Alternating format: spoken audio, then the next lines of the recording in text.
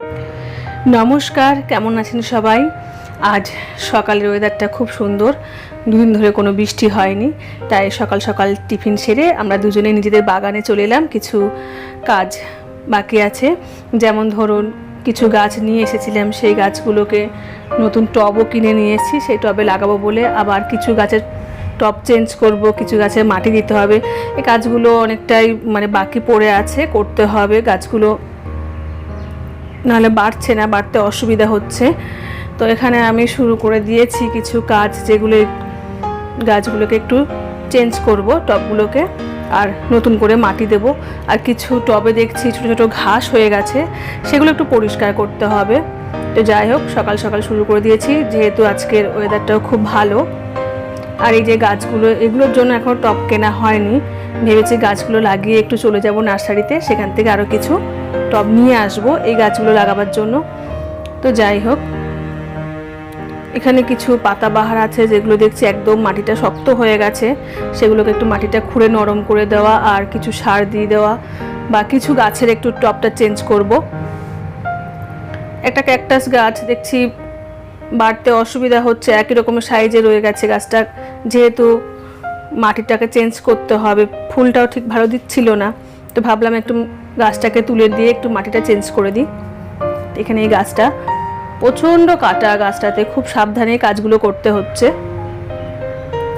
গাছটা এমনভাবে বেড়েছে, ভাবছি একটু ডালগুলো ছেটে একটু বেশ ঘন করে লাগিয়ে দিই। তো এত কাটা গাছটায় যে আমার কাটতে খুব অসুবিধা হচ্ছে ডালটা। তো যাই হোক, কেমন একটা সাদা সাদা কষল বেরোচ্ছে গাছটা থেকে, বুঝতে পারছি না যেগুলো হাতে লাগলে পরে কোনো প্রবলেম হবে কি না। তো খুব সাবধানে ডালটা কেটে নেওয়া হলো।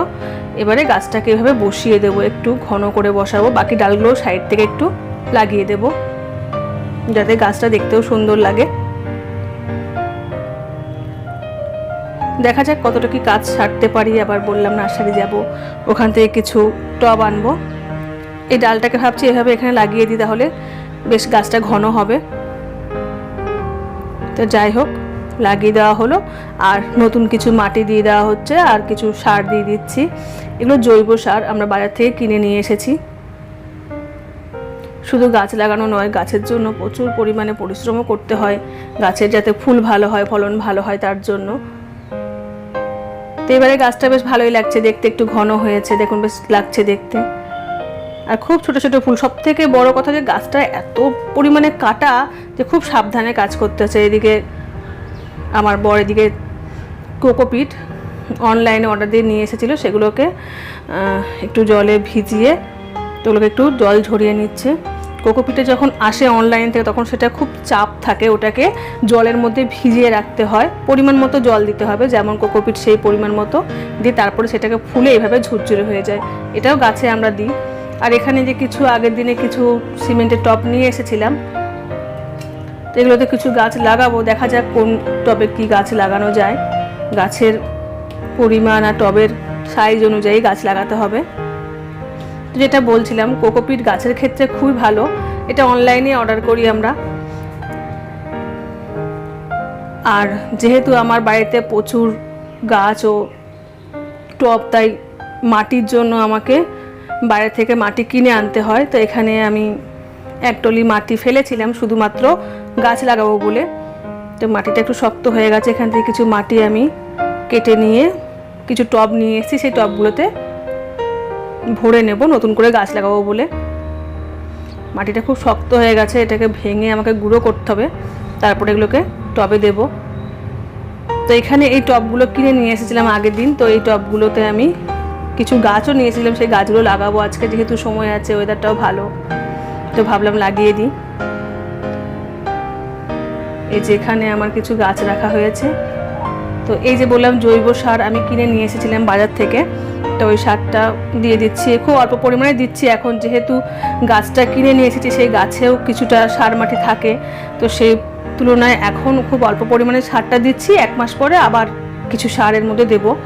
ওনারাও বলে দিয়েছেন প্রথমে খুব সার বা কিছু কি বলবো প্রোটিন খাবার গাছের, সেগুলো এই মুহূর্তে দিতে বারণ করেছেন।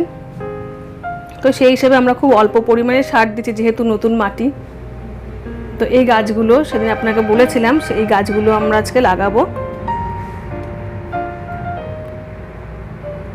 আমাদের বাগান যেটা আমরা করছি সেই বাগানে বললাম যে প্রচুর পরিমাণে সময় দিতে হয়, মানে একটা বেলা লেগে যায় যদি বাগানে কোনো রকম কাজ করতে শুরু করি না, তা বাড়ির বাকি কাজগুলো আর হয়ে ওঠে না আর কি।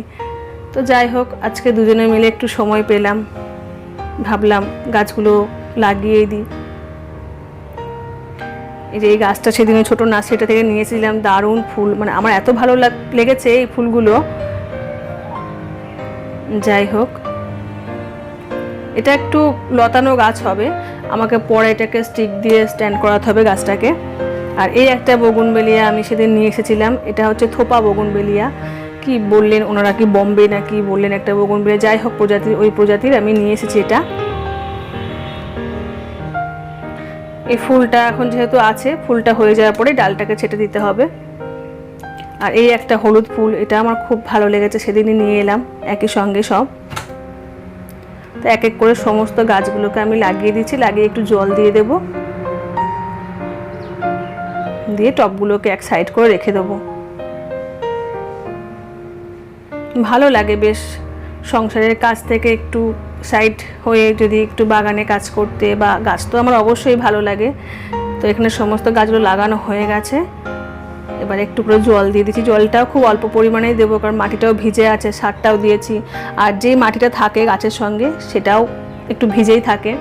তো প্রথম জলটা অল্পই দেব, তারপর যখন প্রয়োজন হবে সেই অনুযায়ী দিতে হবে। এই একটা সাদা বগুনবেলিয়া নিয়ে এসেছিলাম। তো মোটামুটি আজকের আমার বাগানের কাজ শেষ। আজকের আমার ভিডিও কেমন লাগলো, বা আমার এই যে নতুন গাছগুলো কেমন হয়েছে, অবশ্যই কমেন্টস করে জানাবেন। তো আপনাদের সঙ্গে দেখা হচ্ছে আবারও নতুন কোনো ভিডিওতে। ভালো থাকবেন।